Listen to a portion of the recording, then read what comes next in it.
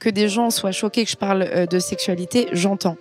En revanche, vulgaire, je suis pas d'accord parce que je fais vraiment attention à tous les mots que j'utilise. Et donc j'en ai eu marre d'entendre ça et j'ai dit et c'est la seule blague, et d'ailleurs je le disais dans mon spectacle, là je l'ai pas dit, mais dans mon spectacle je dis c'est la seule blague de ma vie que j'ai écrite pour provoquer les gens, parce que j'en ai marre d'entendre ça. J'en ai marre d'entendre c'est pas beau dans la bouche d'une fille, et je dis moi je trouve que les pénis ils sont très beaux dans ma bouche. Si vous êtes tombé sur un passage d'un humoriste sur scène au Festival de Montreux, vous vous êtes déjà peut-être demandé comment il a écrit son texte, enfin surtout, qu'est-ce qui lui en a donné l'idée. Du coup, avec le Montreux Comedy Festival, on a créé Yellow Mike, un podcast qui retrace l'histoire derrière une bonne vanne et comment elle a évolué pour arriver jusqu'en Suisse pour faire rire des gens. Je m'appelle Félix, ça fait une dizaine d'années que je travaille pour le festival. Dans la vie, je suis pas comédien mais réalisateur de comédie, et j'avais envie d'échanger avec des comédiens que je connais bien et d'autres que je connais pas du tout, sur la genèse de leurs sketchs et l'histoire de leurs histoires. Vous écoutez Yellow Mike, aujourd'hui je reçois Tania Dutel, merci d'être là, bonne écoute. La première fois que tu viens à Montreux, c'est il y a 4 ans. C'est en 2017. C'est en 2017, donc ouais. Ça a été diffusé il y a 4 ans, ouais. C'est ça. Et tu as un premier passage qui s'appelle La séance chez l'esthéticienne, où là tu as les cheveux longs, avec des mèches blondes. Oui. Tu arrives très punchline, très vague.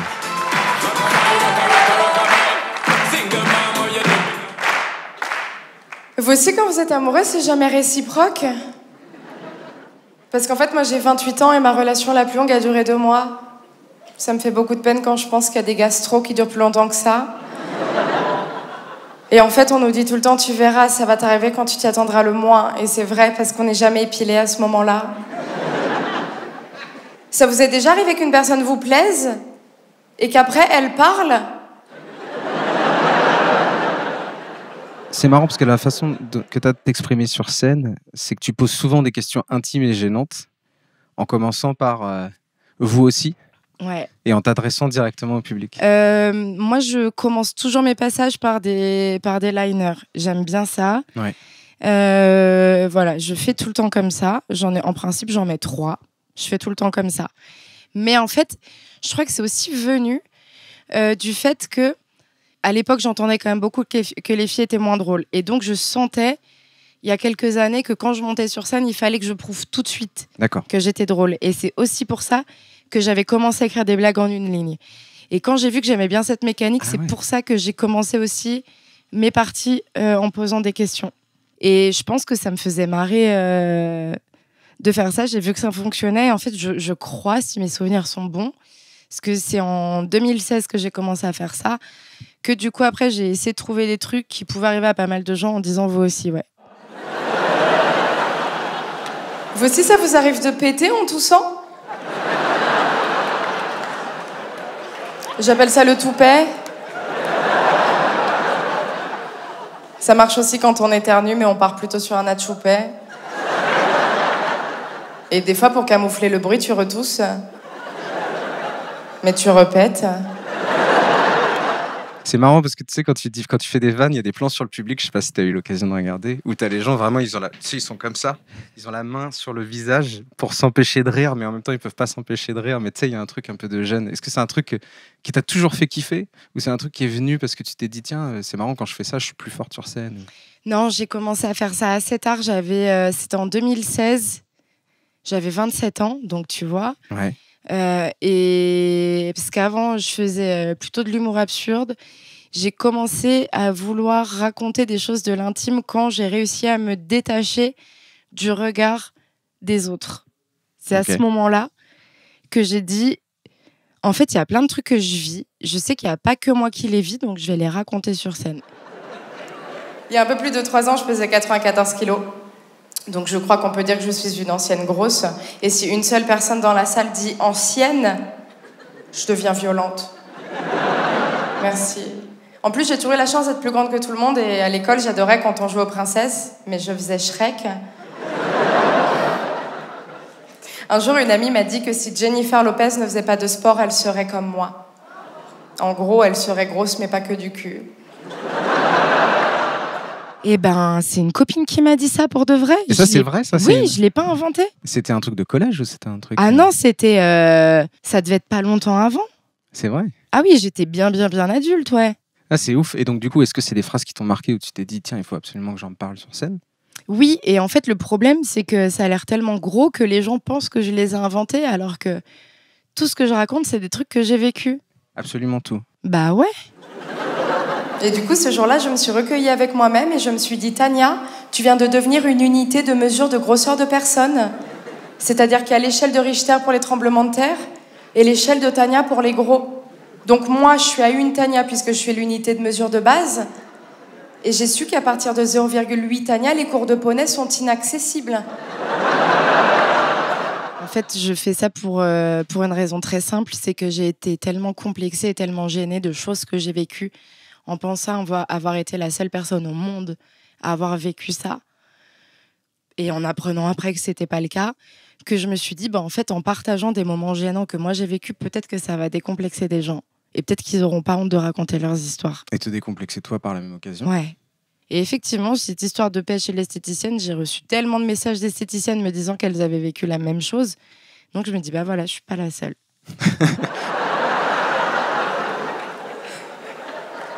Je vais me faire filer le maillot il y a pas longtemps et tout se passait très bien jusqu'au moment de l'interfessier.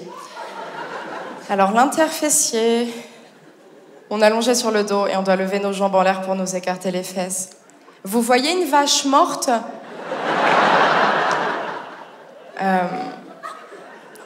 J'ai toussé.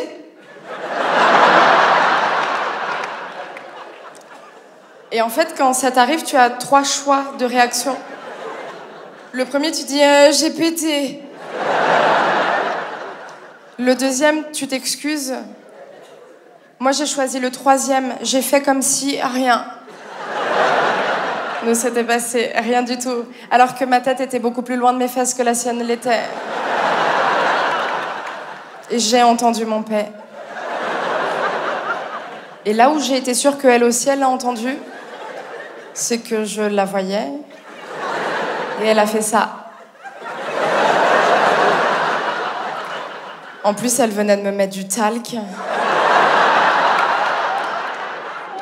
Donc t'as vraiment pété sur une esthéticienne? Oui, mais j'ai pas fait exprès. Hein. J'étais en train de m'écarter les fesses pour qu'elle me fasse l'interfessier, dit. Et c'est sorti comme un petit vent. Et gênant au possible. Je sais qu'il y a des histoires, comme je te disais, elles ont l'air tellement grosses que les gens croient que j'invente ça. Mais quel est l'intérêt d'aller dire que j'ai pété au nez de mon esthéticienne si c'est faux? Il n'y a pas d'intérêt à raconter ça parce qu'en plus, c'est une histoire de pète. Et là, ouais, bon, ça fait un peu pipi caca. Mais là, c'est une histoire... Oui, il y en a, ils vont dire, OK, c'est pipi caca. Mais en vrai, quand tu analyses, c'est pas ça. C'est la gêne que j'ai eue. Ouais, c'est ça, exactement. Je te parle de la gêne et de la honte que j'ai vécue. Ouais, bah, parce qu'après, elle allait voir sa collègue et que j'avais pas encore payé. Et que donc, quand je suis allée payer, sa collègue, elle était déjà au courant. Elle aurait pu attendre que je sois partie. Bref, on a terminé. Elle est partie à la caisse en attendant que je me rhabille. Je me suis rhabillée, je vais pour la rejoindre. Et elle était avec une de ses potes esthéticiennes en train de se marrer. J'ai dit, la connasse, elle vient de lui dire que je lui ai pété à la gueule. Et je pouvais pas lui laisser un pourboire parce que c'était comme si je lui disais, c'est pour le paix. Il y a pas longtemps, dans la rue, j'ai entendu... Oula. Alors elle est habillée comme une pute. Franchement, si elle se fait violer, faudra pas qu'elle s'étonne. Faudra pas qu'elle s'étonne. C'est censé être la première émotion qui te viendrait après un viol. T'es pas choquée, tu pleures pas? Non, tu te dis, écoute, je marchais dans la rue, je croise un mec que je connais ni d'Ève ni d'Adam, le mec me pénètre, oh, j'étais étonnée. Merci Montreux, merci beaucoup. Sur ton premier passage, tu fais à la fois de l'humour vachement sur des choses très très intimes. Donc, tu vois, le sillon interfessier, genre de truc, le fait que tu pètes sur une esthéticienne. Et à la fois, des discours avec des combats un peu plus féministes, entre guillemets. Est-ce que tu dis que c'est difficile pour une femme de faire du stand-up? C'est très dur de faire du stand-up quand on est une femme. C'est vraiment très dur, sachez-le. Quand on est une femme et qu'on monte sur scène, on se fait juger sur notre tenue, sur notre façon de parler et sur les sujets qu'on aborde. Et le plus difficile, c'est qu'on est moins drôle que les hommes. Ça a été prouvé scientifiquement. Par des hommes. Et c'est vrai que quand on pense à la fameuse blague « Tire mon doigt », c'est excellent. Mais moi, j'ai vécu un truc, je me rappelle, dans un comedy club un soir. Donc, quand on est appelé sur scène, on doit traverser le public. C'est pas genre les loges sont derrière, on traverse le public. Donc, je vais pour traverser. Et là, il y avait 2 filles qui étaient sur un banc. Et je les entends dire, putain, c'est une fille, ça va pas être drôle. Et là, il faut que je joue. Ouais, c'est fou. J'ai tout donné, gars. J'ai tout donné. À la fin, elles sont venues me voir en disant, on pensait que ça allait pas être drôle et t'étais la meilleure de la soirée. Et j'ai pas pu leur dire que j'avais entendu ce qu'elles avaient dit, tu vois. Ouais. Mais donc, c'est ce genre de truc où, tu sais, des fois, je monte sur scène et je vois qu'il y a des gens, ils voient que c'est une fille et ils se braquent. Ça se fait beaucoup moins aujourd'hui, mais ça m'arrive encore. Est-ce qu'on n'aborderait pas 30 secondes le sujet des couilles? Eh ben, c'est parti. Parce qu'il y a pas longtemps, à la sortie de mon spectacle, un mec qui m'a dit « Je vais te faire un compliment. T'as vraiment des grosses couilles. » Oh, bah, je vous cache pas que je m'attendais à un autre compliment. Et je comprends pas pourquoi on dit que les couilles sont symbole de virilité. Vous avez déjà entendu le bruit d'un mec qui se prend un coup dedans? On dirait Sophie la girafe. Et du coup, tu reviens l'année d'après. Non, 2 ans après. 2 ans après. Ouais. Pardon, excuse-moi. Non. Tu reviens avec les cheveux plus courts et blancs. Oui, blond platine. Écoute, je trouvais que c'était un super choix. Quand je revois des photos, je dis, mais qu'est-ce qui t'a appris, ma grande? Ouais. Et là, t'arrives, tu montes sur scène, tout le monde applaudit, sourire aux lèvres. Tu dis rien. Tu laisses le public, entre guillemets, finir d'applaudir pour t'écouter. Et tu dis... Vous saviez qu'il y avait du Roundup dans les tampons? C'est du désherbant. Et visiblement, c'est nécessaire, sinon il n'y en aurait pas. Et moi, je mets pas de tampon, du coup, je mets du Roundup de temps en temps. Et bam, punchline, tu vois, genre... Ouais, bah c'est ça. Bah, c'est montrer aux gens tout de suite que t'es drôle pour qu'ils te fassent confiance. Et alors, attends, parce que je sais que les gens, ils prennent tout au mot, on ne met pas du Roundup dans les tampons. C'est quand on cultive le coton, il y a du Roundup. Et donc, forcément, il y en a dedans. Ouais. Voilà, parce que sinon, je sais... Ouais! Ça m'est arrivé avec une blague il n'y a pas longtemps. Je me dis, mais les gens... Donc, l'histoire de Tu la cette trouves blague... comment, ouais. De quoi? Tu la trouves comment, cette vanne? Pardon, je te coupe, mais c'était ça que je voulais... C'est l'histoire de cette vanne. L'histoire de cette vanne, c'était, je devais faire l'émission 60 de Kian. Ouais. Je voulais faire des liners. Et donc, je réfléchis, et je sais pas pourquoi.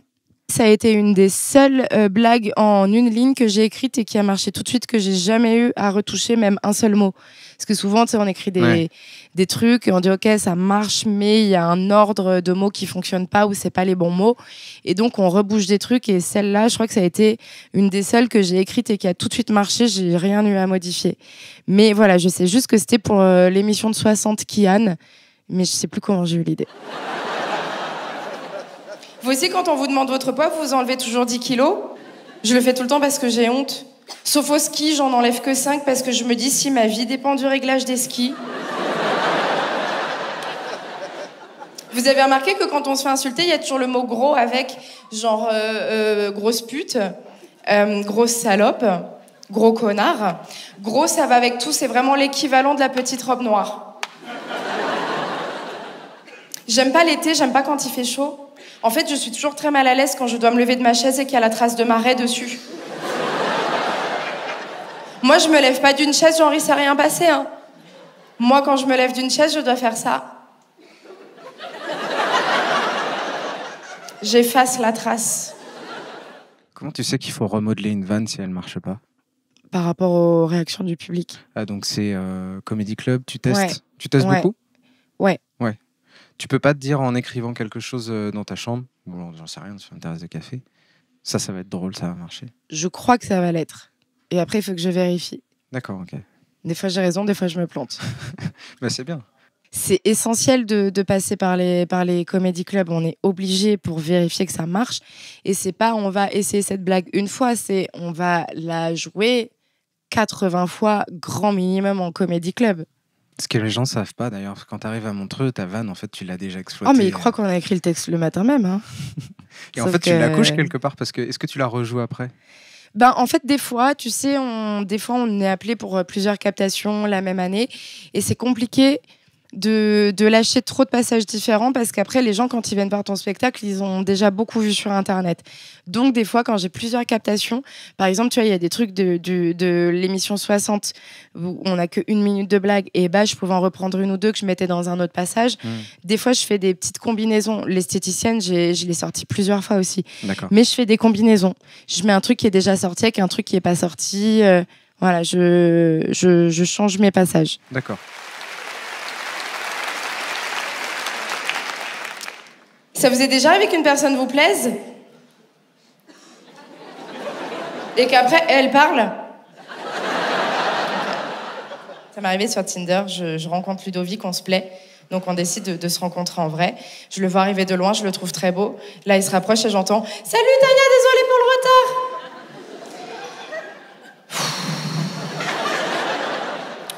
Bon, moi, je veux bien faire des efforts dans la vie. Genre, oh là là, qu'est-ce qu'on est bien dans ta chatte, je peux l'entendre. Mais, oh là là, non.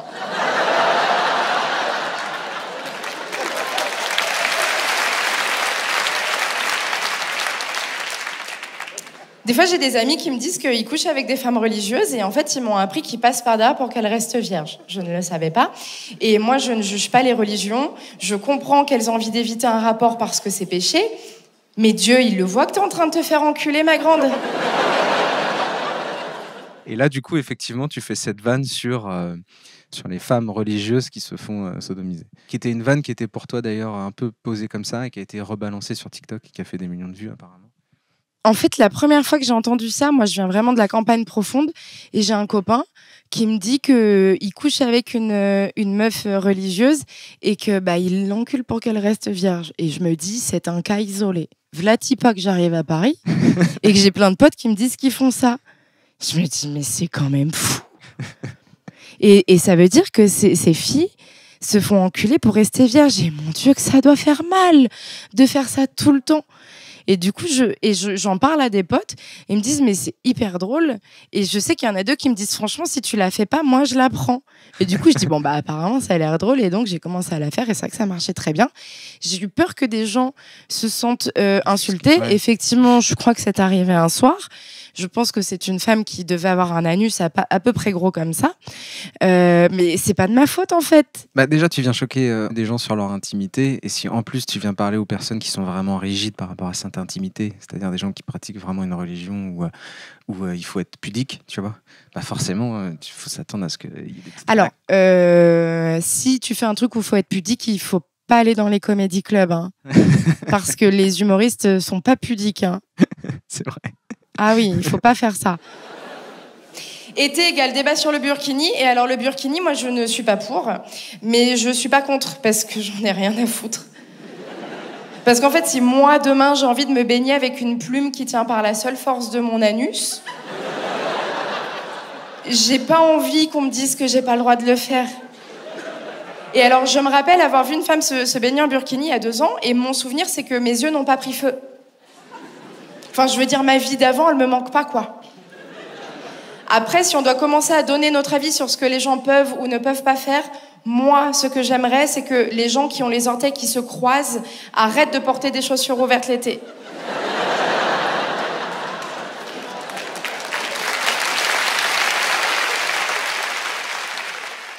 Dans ce deuxième passage que tu fais à Montreux, on sent que déjà que tu arrives en affirmant ce personnage qui vient choquer les gens, mais même dans ton attitude... Mais c'est pas un personnage, c'est moi. Mais oui, c'est moi. D'ailleurs, ça me met toujours un peu... j'ai pas envie de dire mal à l'aise parce que le mot serait un peu fort.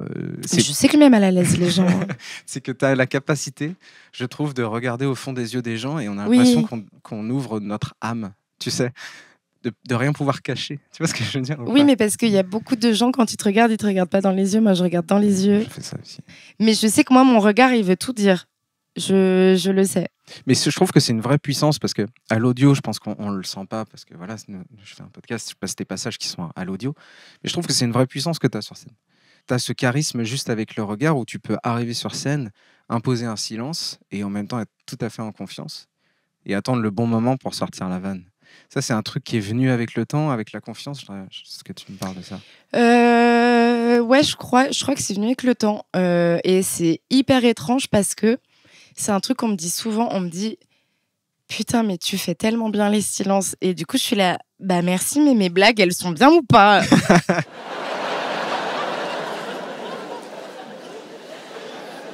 Ok. J'ai une information à vous donner, mais je sais pas si vous êtes prêts. Ok. Je connais une fille qui a sucé Leonardo DiCaprio. Donc, personne n'est impressionné. Parce que moi, quand elle m'a dit ça, je dis « Oh, la chance !» Donc, visiblement, c'est mon rêve. Ça veut dire que moi, si demain, le génie de Aladdin vient me voir pour me demander mes 3 vœux, je vais devoir choisir entre que ma famille soit en bonne santé, être propriétaire d'un rooftop à Paris, être heureuse toute ma vie et sucer Leonardo DiCaprio. Il y en a un qui va devoir sauter et c'est pas Léo. Et moi, je sais que son pénis, il doit être normal, mais c'est Leonardo qui est au bout. Et je rêve de lui faire. Et qu'à la fin, il me chuchote à l'oreille « Je suis le roi du monde ».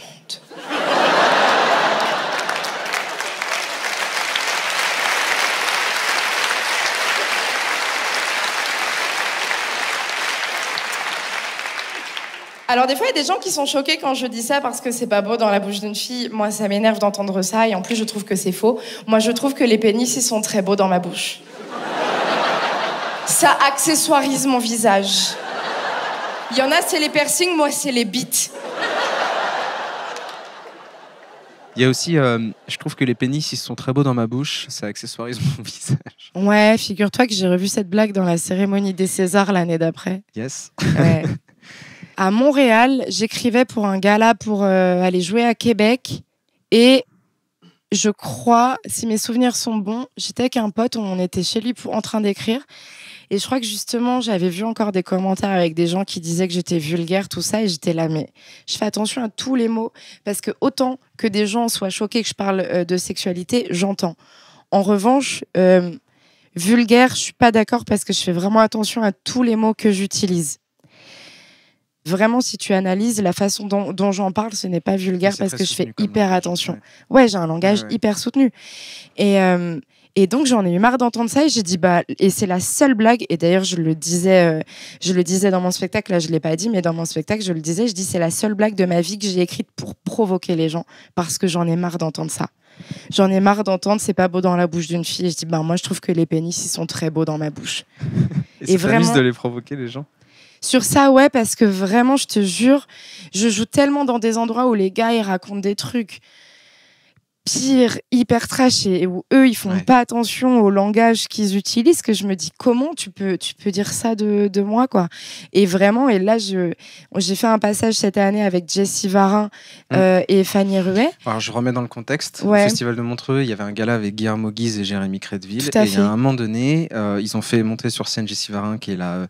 je sais pas exactement le terme. C'est la directrice de la nouvelle scène, qui a une salle de théâtre sur une péniche à Paris. Très bien, d'ailleurs, si vous avez l'occasion d'y aller. Qui a une programmation qui est assez féministe. Enfin, pas féministe, j'ai pas envie de dire ça, mais en tout cas, il y a beaucoup de femmes qui sont produites chez elle. Et donc, du coup, elle vient défendre, entre guillemets, la cause des femmes dans le milieu du stand-up, qui apparaît comme... pas une cause, mais qui en fait en est vraiment une encore aujourd'hui. Et du coup, tu montes sur scène avec Douli, je crois. Non, avec Fanny Ruet. Avec Fanny Ruet, exactement. Et tu les démontes, entre guillemets, parce que eux s'amusent à jouer les personnages misos qui font pas du tout attention à ce que Jessie Varin est en train de dire. Qu'est-ce qu'on a ri à faire ça, d'ailleurs. Voilà. C'est ton moment, Tania, c'est vraiment à toi. C'est à toi, c'est à vous les filles. Nous, de toute façon, on doit faire des chorés. Et donc... Vas-y, Jessie, on t'écoute pour de vrai. Merci les filles. Faut savoir quelque chose, c'est que l'humour, parfois, est créé dans des lieux comme des comédie clubs. Et souvent, quand t'es une femme, faut que tu t'imposes. Et puis, t'es toujours confrontée à... Des blagues de cul. Ils font des blagues de cul dans les loges. Nul. Vraiment. Nous, on fait des blagues de cul, les femmes. Plein. Avec Fanny, on en fait. Elles sont de qualité. Beats, tout. Il y a de tout, bien écrite. Oui, parce qu'en fait, on vit des choses pour eux et après, on vous les raconte, mais bien. Les hommes humoristes, vraiment, ils se prennent un doigt dans l'anus une fois dans leur vie. Le lendemain, ils en font un sketch de 45 minutes et c'est leur hit pendant 7 ans. C'est vrai, putain. Attends. Comment elles savent que mon prochain spectacle s'appelle Prostate? Ouais, putain. Et ça me fait rire parce que bon, bref, à un moment, mais je dirais après, à un moment, justement, je dis parce que c'est vrai, mais les gens qui regardent les vidéos sur YouTube n'ont pas une vraie connaissance du stand-up parce qu'ils vont pas forcément dans des comédie clubs tous les jours. Donc moi, la plupart des humoristes, même qui commencent, je les vois.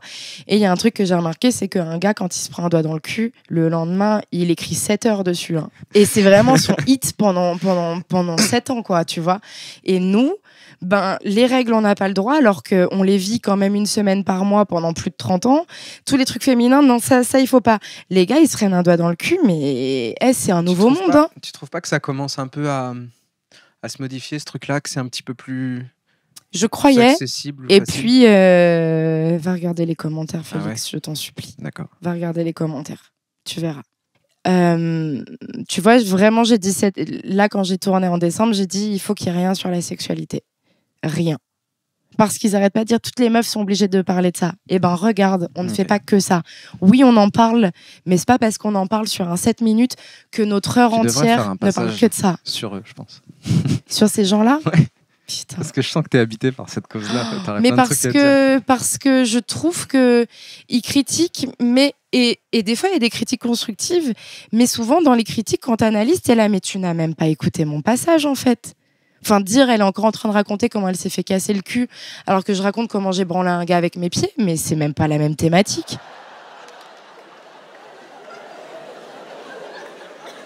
Dernièrement, j'ai couché avec un fétichiste des pieds parce que j'ai appris qu'il fallait que j'écrive pour Montreux et donc moi je couche utile.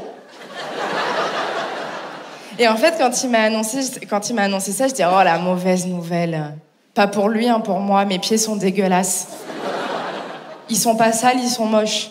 Attention, je n'ai pas non plus les orteils qui se croisent. Non, ils sont trop petits. On dirait des saucisses cocktail. L'été, je ne peux pas porter de tongs parce que mon pied ne va pas au bout de la chaussure. Je n'ai pas d'ongles sur le petit orteil, donc quand je fais des pédicures, je dois mettre le vernis sur la peau. Et alors dernièrement, j'ai appris, ça c'était l'arrivée dans la trentaine, je vais me faire épiler les demi-jambes. Et l'esthéticienne me dit, on fait également les orteils hein. Je savais pas. Effectivement, ça a repoussé depuis, j'ai vérifié, j'ai 3 poils par orteil. Sauf sur le petit, hein, pas d'ongles, pas de poils. Donc il m'annonce ça, donc ok, donc on y va. Il met quand même des bougies, tu vois, pour compenser la nouvelle. Et donc il m'explique qu'il faut que je le branle avec mes pieds. Ok. Donc moi je me prépare, je mets du lubrifiant sur mes pieds. J'étais déjà lubrifiée à l'intérieur, mais c'était pas ça qui l'intéressait. Donc je mets le lubrifiant sur les pieds, j'englobe son pénis. Vous voyez un hot dog. Et ensuite, avec mes jambes, je fais le mouvement, tu vois. Je monte, je descends, je monte, je descends. Au bout de 10 secondes, je me dis, grand Dieu, je n'ai pas d'abdos. Et donc, il me dit, t'inquiète, je gère. Donc, en fait, il met ses mains autour de mes pieds. Et il fait le mouvement lui-même, sauf que je suis très chatouilleuse des pieds. Donc, je commence à rigoler. Il me dit, Tania, tu me déconcentres. Excuse-moi de te déconcentrer, tu es en train de te branler avec mes pieds. Donc je prends un coussin, je le mets sur mon visage, tu vois, pour essayer de camoufler le bruit. Et j'essaie de penser à autre chose. Et d'un coup, je me dis, oh, Tania, tu as du lubrifiant sur les pieds, imagine, tu oublies. Tu te lèves. Tu glisses. Tu tombes, tu meurs. Pire, imagine, tu embarques une bougie avec toi sur le chemin. Ce que tu as sur les pieds, c'est probablement inflammable. Il y a un incendie qui se déclare. Tous les gens de l'immeuble, ils ont le temps de partir en courant. Et moi, je suis au milieu de la chambre. Est-ce que quelqu'un a des chaussettes? Mais quelle enquête pour la police scientifique? Et ils vont dire quoi, ma famille? C'est la première qui a pris feu. On pense même qu'il s'est déclaré par ses pieds. Et je vous laisserai là-dessus. Merci beaucoup. Et du coup, tu as ce storytelling à la fin avec le fétichisme des pieds. Je veux bien que tu m'en parles. Je veux bien savoir d'où ça vient, ce truc de fétichisme. Eh ben, ça vient de l'été précédent, où je rencontre un gars, ça se passe bien. Donc, c'est encore une histoire vraie. C'est-à-dire que toutes les histoires, mais pourquoi j'irais inventer ça, Félix? Bah, en fait, même pas inventer, mais tu sais, romancer. Tu vois ce que je veux dire? Pour embellir une certaine part de vérité. Je peux romancer des trucs. Pour le coup, ça, c'est aucunement romancé. Aucunement. C'est-à-dire que même ce que je dis dedans avec le truc de... Je me suis mis un coussin sur la tête pour penser à autre chose et je me suis dit, mais putain, quand je vais me lever, j'ai du lubrifiant sur les pieds. Qu'est-ce qui se passe? J'ai vraiment pensé à ça. Et quand je me suis levée, j'ai fait le truc et je dis, oh non, mais t'as un tapis. Et donc, j'ai même pas pu vérifier pour voir si je me pétais la gueule ou quoi que ce soit. Mais j'ai vraiment pensé à ça. Donc, je l'ai vécu l'été d'avant. Un gars que j'ai vu pendant plusieurs semaines. Et puis, un jour, il me dit qu'il aime bien ça.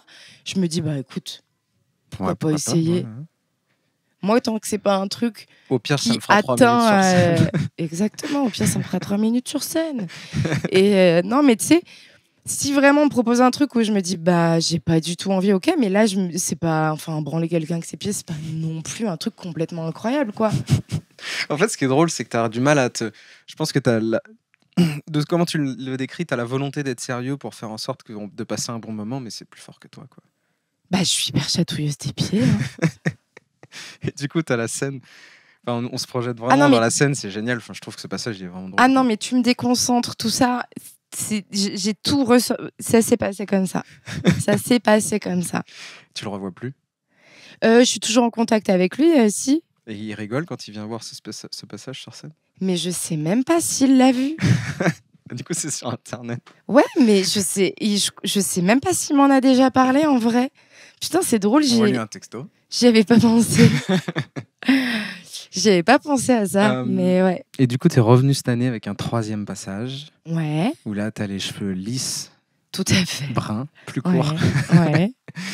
Et là, vraiment, j'ai l'impression que ce truc que tu me disais, t'arrives toujours avec des liners. Mm-hmm. Là, pour le coup, tu maîtrises vraiment ce truc de liner, je trouve, parce que c'est beaucoup plus affirmé. En fait, tout le monde est ambiancé par une musique en mode Singing in the Rain, tu vois, parce que c'est ça, c'est sur la musique sur laquelle tu rentres.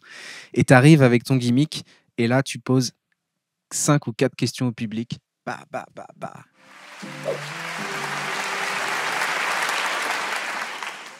Est-ce que vous aussi, quand vous vous embrouillez avec quelqu'un que vous connaissez pas dans la rue, votre répartie elle est meilleure après, dans votre tête, quand vous êtes chez vous?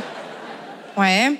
Est-ce que vous aussi, quand vous étiez petit, vos parents ils vous achetaient des vêtements plus grands pour qu'ils durent plus longtemps? J'ai passé mon enfance à avoir des vêtements pour l'année prochaine. Vous aussi, vous êtes sûr à 100%, mais à 100%, d'avoir le sida quand vous allez récupérer vos résultats?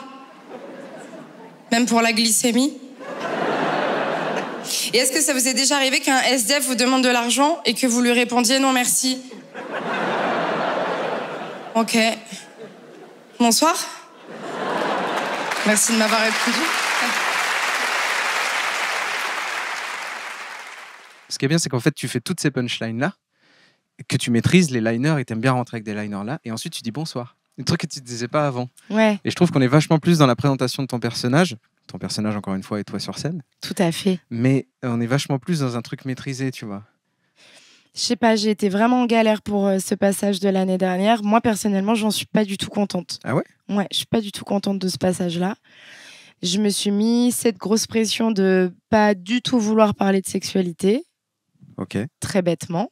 Parce que, par exemple, ma vidéo sur le fétichisme des pieds, quand elle est sortie, j'ai eu beaucoup de gens, je crois qu'on n'était pas loin d'une centaine, qui sont allés sur ma page Facebook et qui ont commenté chacune de mes vidéos pour me dire à quel point c'était de la merde. Un espèce de groupe qui se met... Un énorme groupe de plein de gens qui ont commenté toutes mes vidéos pour dire à quel point c'est de la merde. Je crois qu'ils sont habités par un combat qui est... Mais ils ont surtout des week-ends prolongés. Peut-être. Mais c'est fou, quoi. Mais donc j'ai vraiment galéré pour trouver ce que j'allais raconter. J'ai dû aller rechercher des trucs loin, les trucs sur la pédophilie, tout ça. J'ai dû aller chercher très loin pour... Mais il y a plus de thèmes que sur les autres passages, tu vois. Dernière question, est-ce que vous aussi, quand vous tapez pédophile sur Google, vous avez peur que la police, elle vienne taper à votre porte? C'est moi, oui. Une fois, j'ai tapé pédophile et je dis, mais Tania, qu'est-ce que t'as fait? Et après, je me suis dit, ça va, t'as pas tapé enfant nu. Mais j'étais en panique. Et alors, pourquoi j'ai tapé pédophile? Parce que j'adore ça. Comprendre la psychologie des gens. Et c'est pour ça que je regarde aussi beaucoup de documentaires sur les tueurs en série. Et tu vois, c'est passionnant parce qu'on se rend compte que c'est toujours lié à leur enfance. Ils ont été maltraités ou ils ont été violés et du coup, après, ils ont mal viré. Donc, traitez bien vos enfants. Avant de les retrouver dans les médias dans 20 ans. Et je crois qu'il faut pas laisser la parole à leurs connaissances. C'est pas des bons avocats.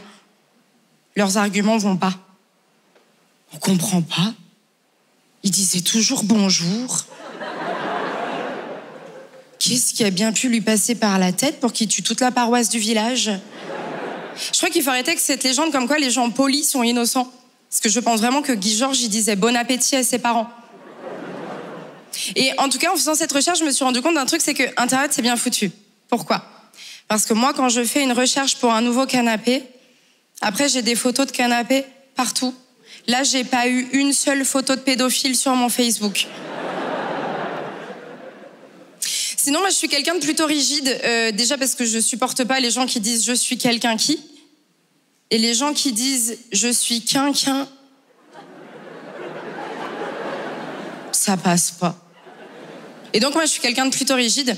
Je supporte pas les gens qui t'invitent chez eux, qui disent « fais comme chez toi, mais c'est à toi de tout faire ». Il y a aussi un truc que j'aime bien, c'est que tu dis « je suis quelqu'un de plutôt rigide ». Ouais. Je trouve que ça définit de ouf ta personnalité. Ouais, c'est vrai. Et ton personnage comique. C'est vrai. Parce que même dans ta coupe de cheveux et ton évolution, au final, elle est de plus en plus rigide. Et Ouais. même dans tes vêtements. Et au final, c'est un personnage que tu as de plus en plus assumé. Et je trouve ça hyper intéressant parce que tu sais, j'ai noté ça sur mes notes, mais ça me fait penser à. Des fois, tu me fais penser à Meryl Streep dans Le Diable s'habille en Prada. Mais non. Si, un petit peu. T'as vu, je le prends bien en plus. T'es un peu ce personnage comique qui tient vachement le regard et rentre dans l'intimité des gens, un peu dans ce truc de « Ah, ça vous choque ça? On va en parler ».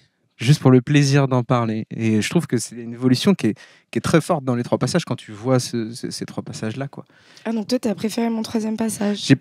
En fait, c'est pas une question de préférer ou pas préférer ou de répétition ou de vannes que je vais aimer ou que je vais pas aimer. Il y a des vannes que j'ai adorées dans le 1er, dans le 2e et dans le 3e. Je vais surtout me poser la question de à quel point tu présentes un personnage ou une identité quand tu arrives sur scène et à quel point c'est facile de capter l'attention du public. Parce que moi, ce qui m'intéresse le plus au final dans ce métier, c'est pas tellement la capacité à écrire des vannes chez soi, à les tester en comédie club et savoir qu'elles sont drôles. C'est la capacité à être sûr de ton personnage et la façon de vendre tes blagues. Et tout ce que tu dis fonctionne. Tu vois ce que je veux dire? Bah après, comme je t'ai dit, moi, j'ai pas aimé du tout ce passage et je trouve que ça n'a pas fonctionné. D'accord. Et pourtant, j'ai eu beaucoup de retours de potes humoristes, alors que normalement, ils font pas ça. Hein. Normalement, ils te disent pas quand ils aiment bien quelque chose. Et donc, visiblement, c'était un bon passage, mais moi, j'ai pas... Parce que je pense que tu t'intéressais trop aux vannes et pas assez à ce que tu dégageais sur scène, parce que c'est devenu naturel. Ouais, peut-être, je sais pas. Tu sais, quand je pense à Tania Dutel, c'est vous aussi. Ouais. Ça vous est déjà arrivé, tu vois. Et ce truc-là, c'est bon, c'est un personnage. Et quand tu arrives sur ton 3e passage, bah, ça rentre tout de suite. Qui s'appelle La Famille Dutel. Ouais, mais tu fais 3 punchlines comme ça, clac, clac, clac, 4 punchlines. Ensuite, bonsoir, on a présenté le personnage. Vous savez que je vais vous parler de choses intimes. Vous savez que vous allez être gêné. Vous savez que je vais faire des silences et que je vais tenir le regard. Et donc, du coup, moi, je trouve que c'est intéressant quand tu dis « je suis quelqu'un de plutôt rigide ».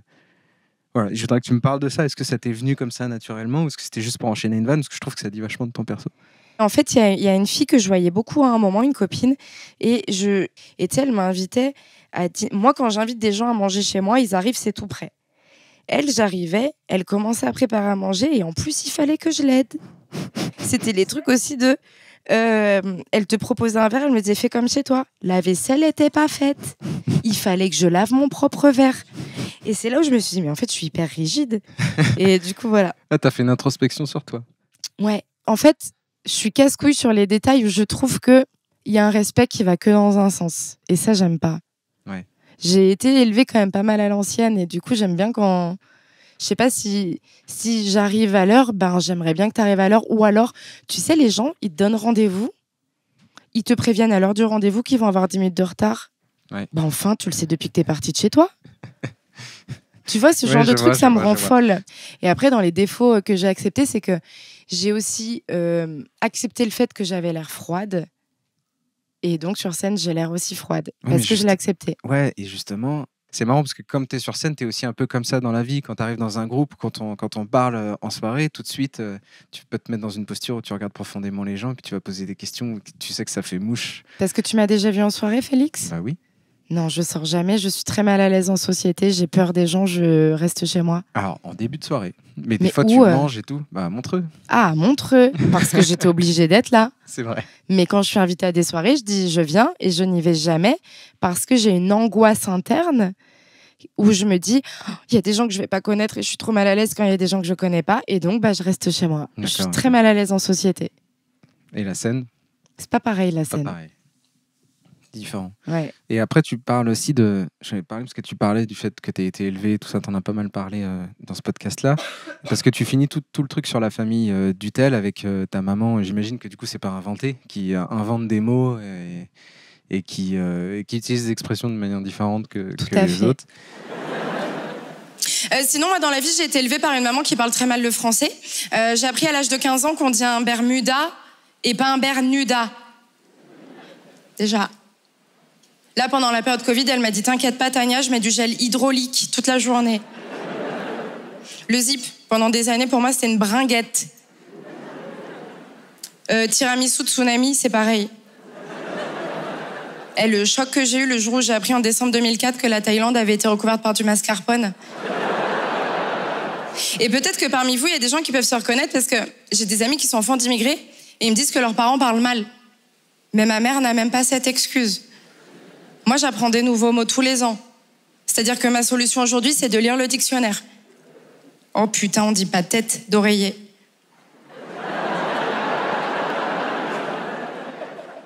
J'ai grandi dans un tout petit village de 1300 habitants qui s'appelle Denissé, entre Lyon et Mâcon. D'accord. Dans une famille où, avec le schéma à l'ancienne, c'est-à-dire mon papa travaillait et ma maman nous élevait. On était 4 enfants. Et donc avec ma mère qui dit beaucoup de mots qui sont pas corrects. Et vraiment, il y a des mots, je les apprends encore aujourd'hui, quoi.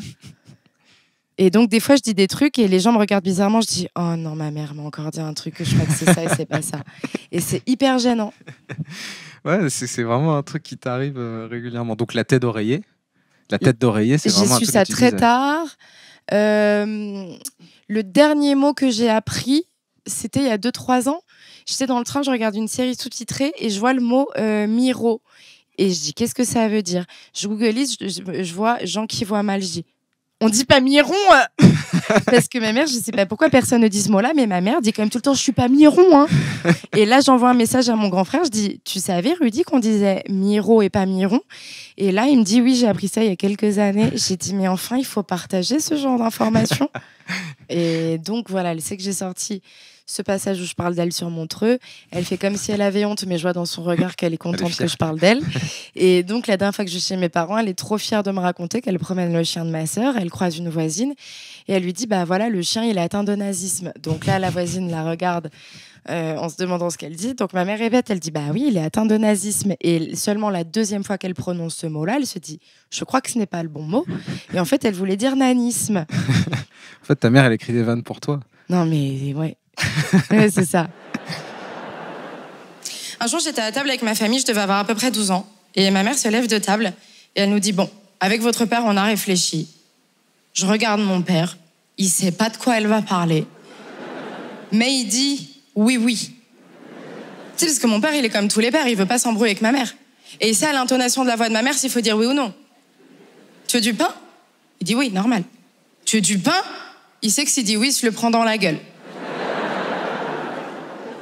Donc, avec votre père, on a réfléchi et on a décidé que si une de vous, ma sœur et moi, pas mes 2 frères, si une de vous se fait violer, à la sortie du tribunal, on allait tuer le violeur. Il y a des gens ici qui ont déjà réfléchi au viol de leur enfant et qui ont ensuite élaboré un plan d'attaque. Et moi, je vous confirme, j'ai regardé mon père, il savait pas de quoi elle allait parler. Moi, je pense que quand elle lui a dit, il devait être en train de fermer la laguna. Et donc, je me suis retrouvée avec 2 responsabilités sur les épaules. J'ai dit, d'accord, donc peut-être qu'un jour, tu vas te faire violer. J'y avais pas pensé. Et si ça arrive, mes parents vont finir leur vie en prison. Je vous parle d'une maman qui n'a jamais parlé des règles à ses 2 filles, jamais. Ça veut dire que ma mère, dans sa tête, elle s'est dit, non, mais les viols, c'est quand même beaucoup plus fréquent que les règles.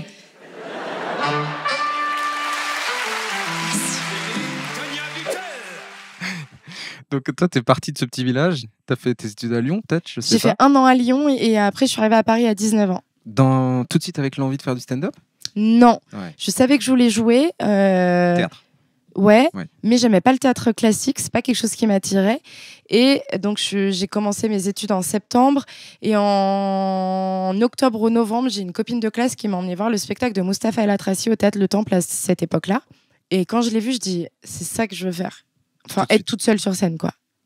Ah ouais. Et faire des blagues sur scène. Donc et quand j'ai t'es rentrée commencé. chez toi, t'as commencé à écrire et t'as... J'ai pas commencé à écrire parce que la fille qui j'étais m'a dit moi aussi. Je dis bah viens on fait un duo. Le lendemain j'arrive à l'école et je lui dis quand est-ce que tu veux qu'on soit pour écrire. Elle me dit oh ça va Tania on a 2 ans. Donc là j'ai compris qu'elle allait jamais écrire et donc après je me suis lancée toute seule. Comedy Club déjà dès le départ? Non. que J'ai fait des recherches sur internet pour savoir où jouer. Je suis tombée sur un casting pour une émission télé et je me suis dit que c'était une bonne idée.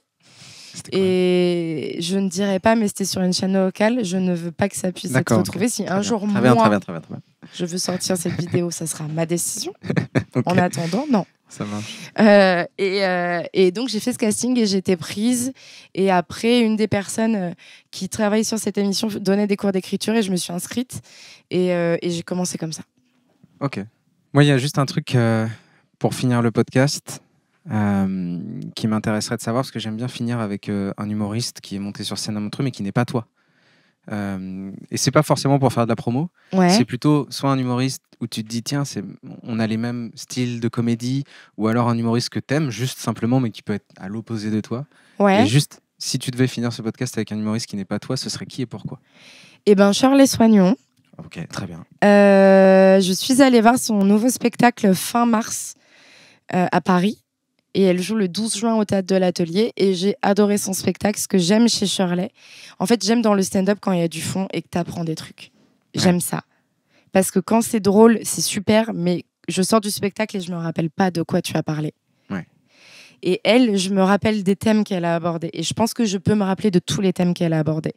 Et ce que j'aime chez Shirley, c'est qu'il y a du fond dans tout ce qu'elle dit. Je trouve que c'est hyper intelligent, que ça a été réfléchi. Et pour moi, à chaque fois qu'on me demande, je parle d'elle parce que pour moi, en France, c'est la meilleure. Bah, c'est dit, c'est comme ça. Voilà. Pour finir, disons. Bah écoutez, je vous laisse avec Shirley Soignon. Merci beaucoup, Tania. Merci à toi, Félix.